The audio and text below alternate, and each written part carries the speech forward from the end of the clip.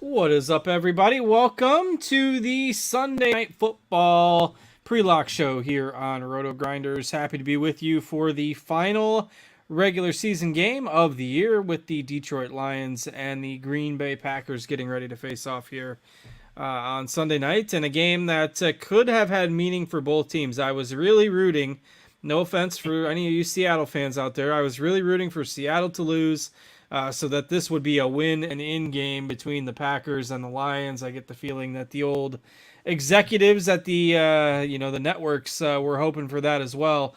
But instead, Seattle pulled out a pretty ugly victory in overtime over the Rams. And so Seattle is still alive. So the scenario for this game is if Green Bay wins, they're in. If Detroit wins, then that puts Seattle in. The game is now effectively meaningless for the Lions. So we'll get you squared away in here, ready to go over the next half an hour for the game here at 8:20. I am Justin Van Zuiden. I've got Tim Buell alongside. Tim, we've been together a lot this weekend. What's going on?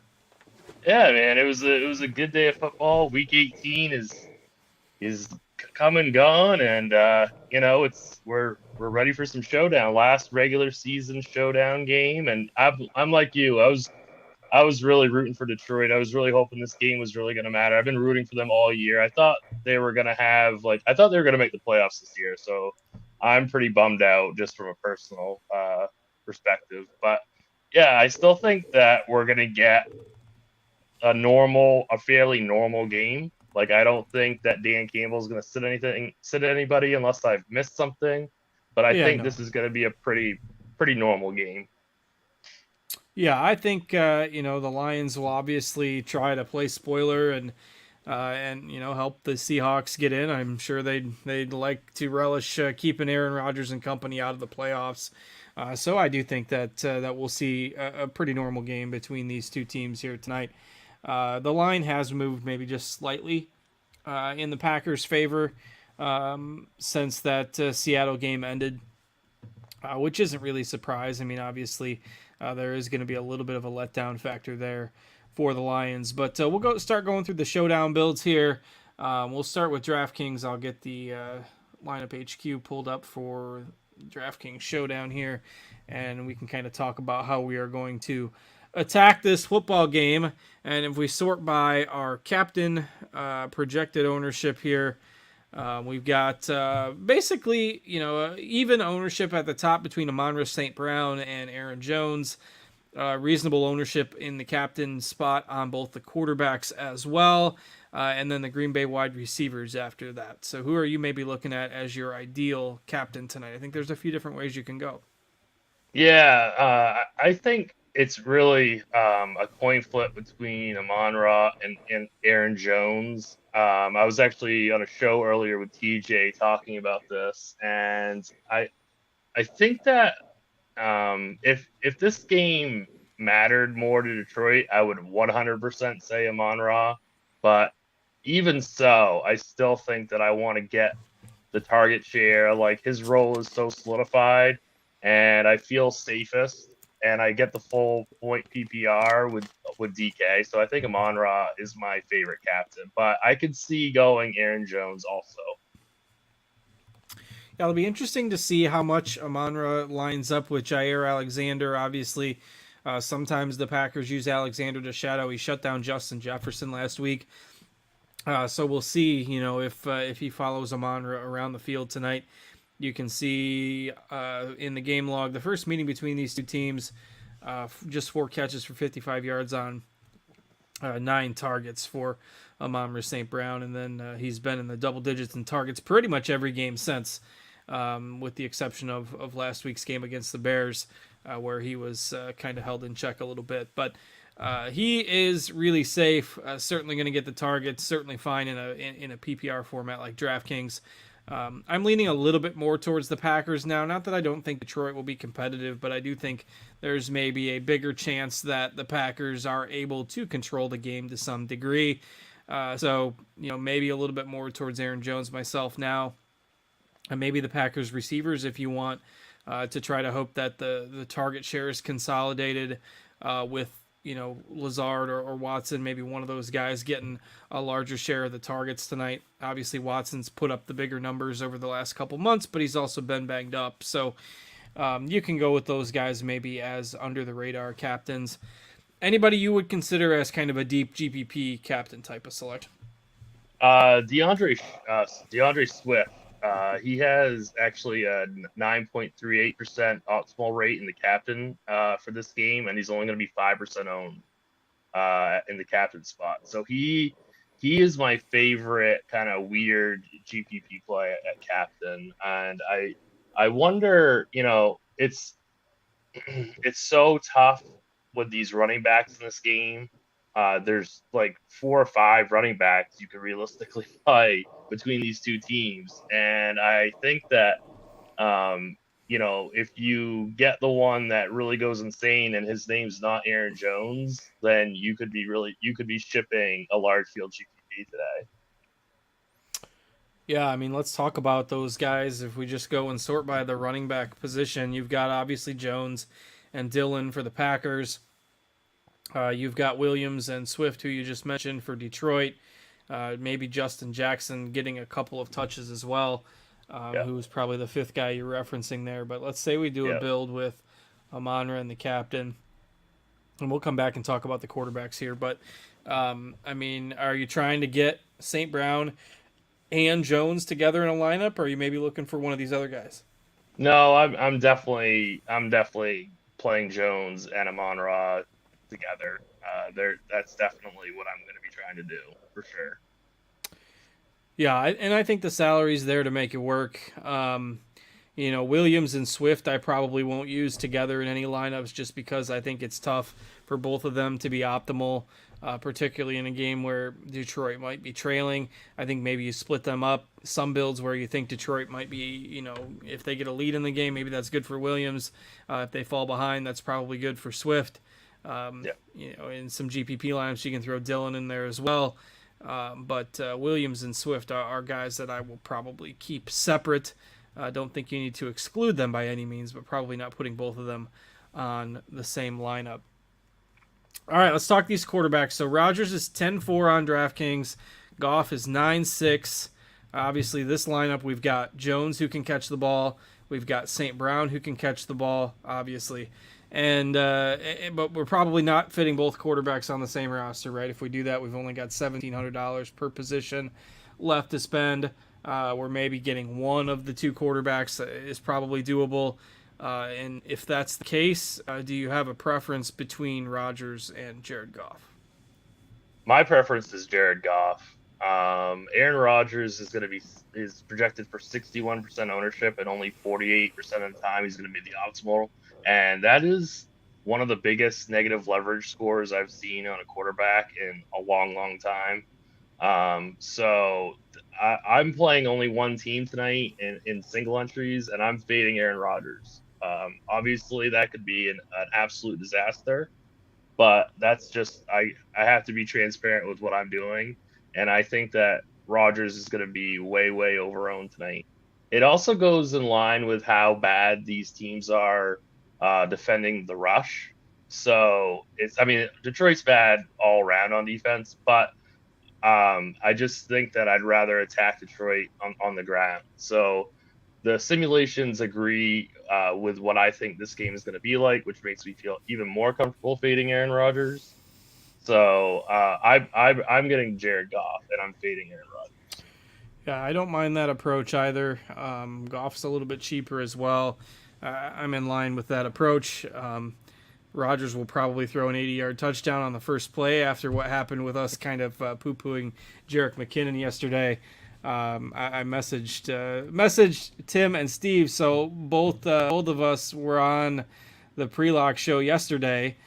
So we did the pre-lock show before the Chiefs game, and neither one of us was real high on Jerick McKinnon. So got done with the show, closed up all my stuff, went upstairs, went to the bathroom, got a drink, and sat down, and Jerick McKinnon already had a touchdown, like before I even sat down. Now, thankfully, he did literally nothing else the rest of the game, so we were somewhat justified in not liking Jerick McKinnon yesterday, but it was just funny to see him score about 2 minutes into the game. But maybe that'll probably happen with Rodgers here. But if he has the same type of game McKinnon did, we'll be okay with that fade.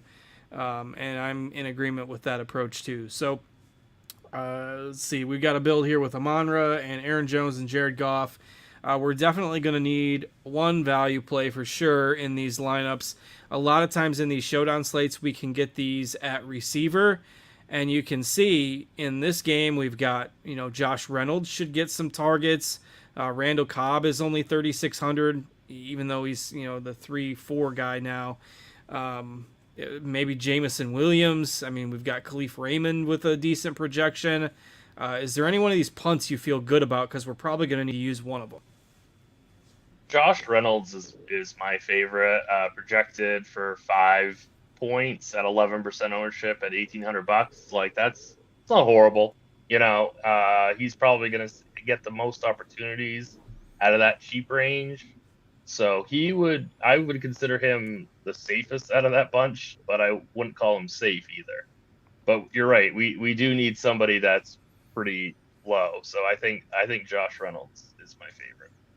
Yeah, and the fact that he's 1,800 makes a difference too. I mean, Chark is 5,800 and Cobb is 3,600. So the 1,800 really does give you some savings, and you can see now you're at 6K, where maybe you can get one other pass catcher in there and then a defense or a kicker or something like that, and it tends to work out. I could throw Lazard in there, and I've got 4,700 left to get a D or a kicker that works for that final spot. So speaking of those Green Bay receivers, just pick and choose. I mean, we got a preference?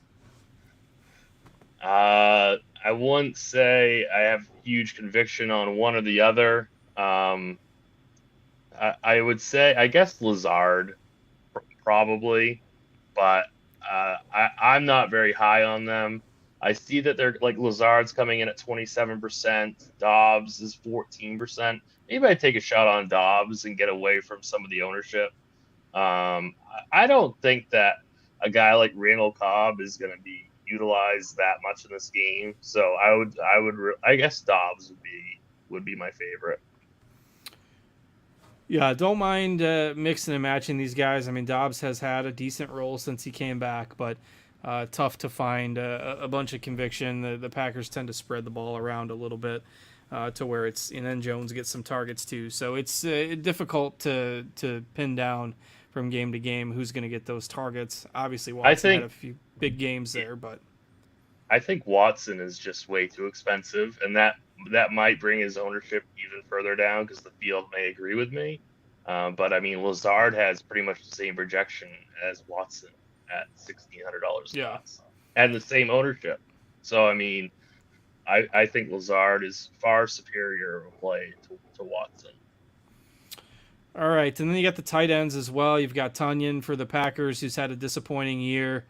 You've got Brock Wright for Detroit, who did catch a couple touchdowns last week, though he didn't do anything else. I mean, they're not like mega cheap. Tonyan's 5K, Wright's 3K, but both at 10% ownership or less. I mean, GPP sprinkles maybe, but no core options here.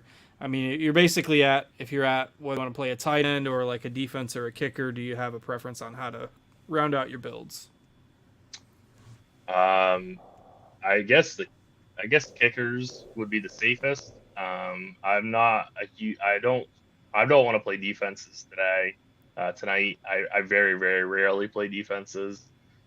Shane Zylstra for $1,000 projected for 2.5 points. Got 2 targets last week. I think that's an okay play too. So just don't forget about him. I have basically no interest in Robert Tonyan, so it would be Brock Wright or Shane Zylstra for me. Yeah, I've played Tonyan a lot in the full week slates, just hoping for a breakout game, but it definitely hasn't really materialized into much. Yeah, he hasn't had more than 4. He hasn't had more than 4 targets since late October. So I mean, he seems to be the forgotten guy for Aaron Rodgers. And last week he got I think it was just his second touchdown of the year. So hasn't been utilized as a red zone target either. All right, takes care of DraftKings there. We'll pivot on over to FanDuel. See a couple of questions in the YouTube chat as well. So I will pull those up here as soon as I get this screen share navigated away from the main slate. And there we go. All right, so question. Favorite contrarian MVP on FanDuel in a GPP? Would you play Jared Goff? That's our buddy Big Hurt 828 asking. Could you play Jared Goff on FanDuel in MVP? Let's take a look at our projected ownership there. So it looks like we've got Rodgers and Jones ahead of St. Brown on FanDuel, where you only get half-point PPR. The quarterbacks and the running backs tend to have a little bit more value there. So who do you like on FanDuel for MVP? Yeah, you can definitely play Jared Goff. He's got a really, really strong positive leverage score in the MVP. So Jared Goff is actually my favorite MVP on FanDuel. And second choice would probably be Aaron Jones. But I can see, touchdowns are just so valuable, and I can understand if people wanted to play Aaron Rodgers, but I am going to attempt the fate of Aaron Rodgers this evening. Yeah, $16K on FanDuel as well. That's a pretty tough price tag. So if we did the same type of build, let's say we put Goff in MVP, we still do Amon-Ra, we still do Aaron Jones. Can we make that happen? I think so. $87.50 per player for our final 3 spots. I think your build will look pretty similar. You're probably going to have to get a cheap receiver again.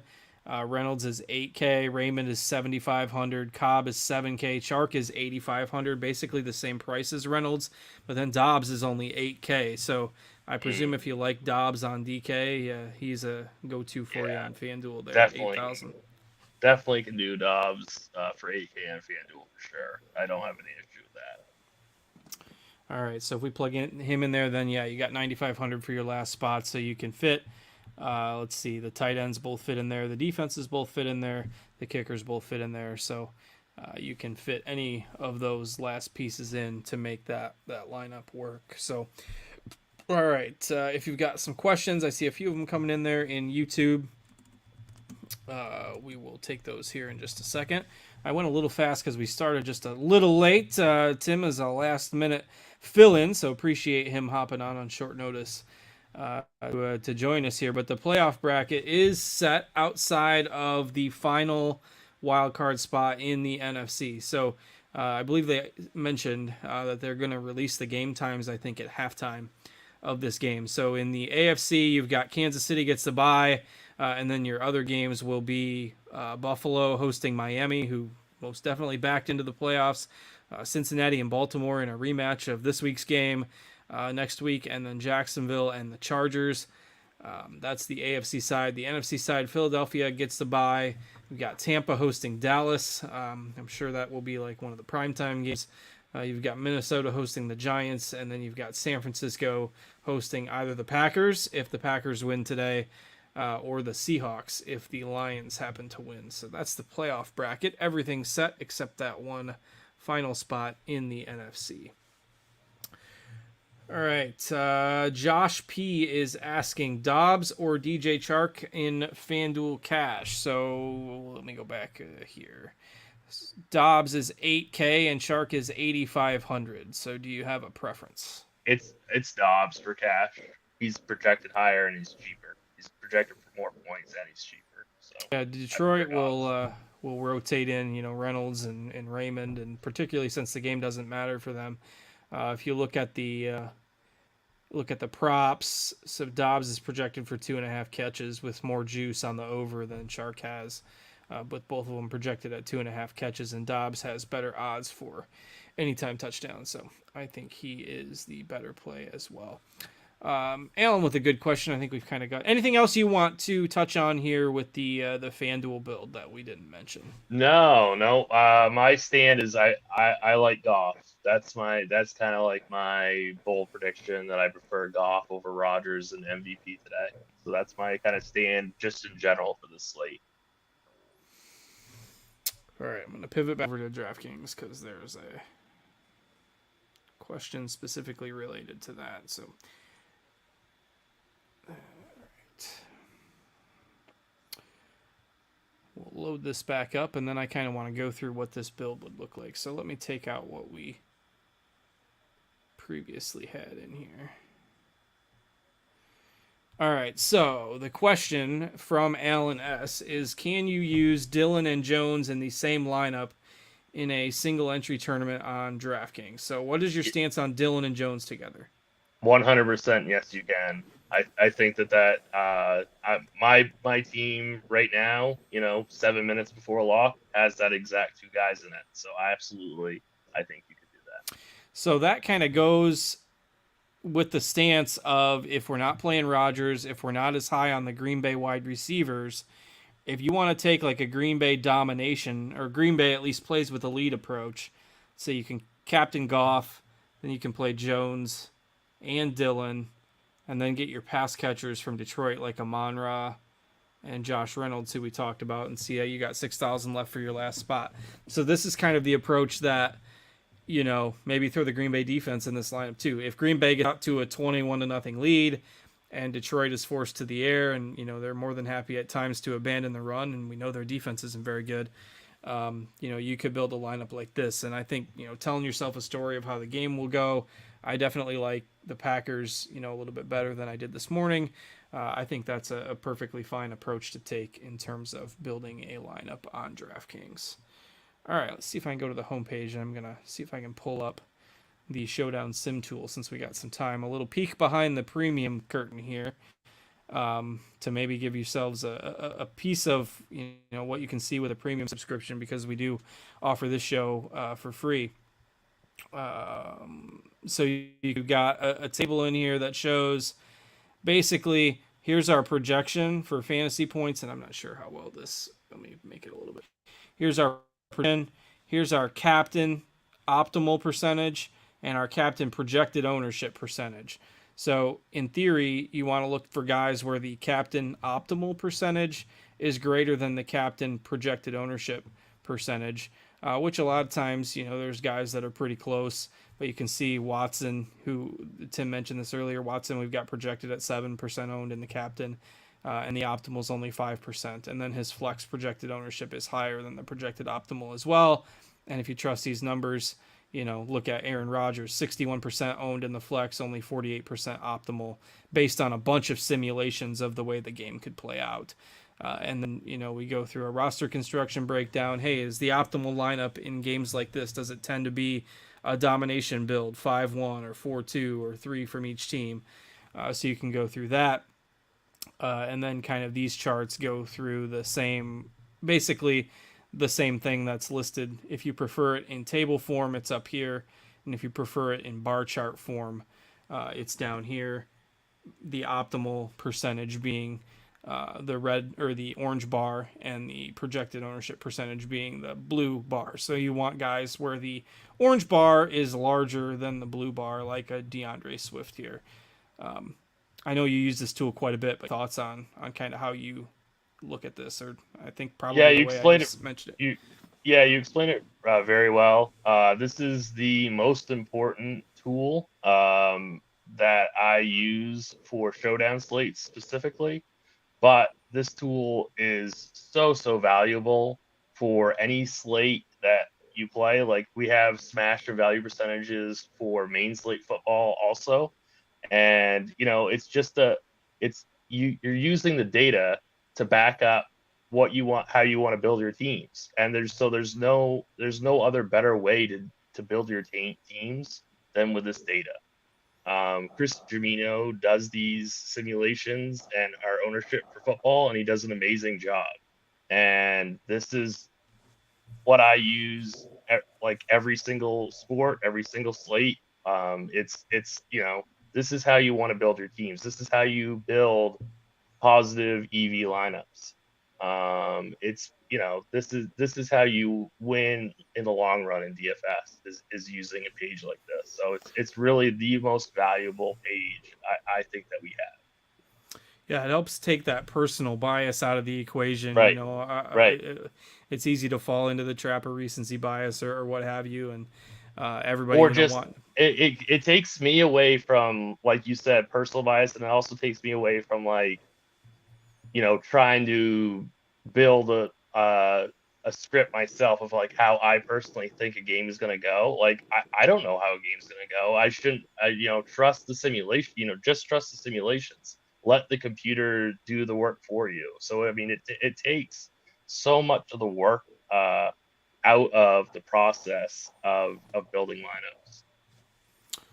Yeah, for sure. And we started this page maybe 2.5 seasons ago, and we've kind of refined it, since then. We got distribution ranges and then kind of an explanation of the tool. But, we got a glimpse at odds from scoresandodds.com. You can sort by total. You can see almost every book is in line with 48.5 as the over-under in this game now. Packers favored by 5 or 5.5, depending on where you look. But definitely a tool that is worth looking at and can definitely be worth that premium subscription over at RotoGrinders. So, all right, we were only about a minute or so away from lock. Let's see. We had a question earlier. I think we addressed it. Lazard or Christian Watson as captain. We like Lazard a little bit better, but generally underweight on the Green Bay receivers. So I am not, and I don't think Tim is as well, using the Packers wide receivers as captain tonight. But it's just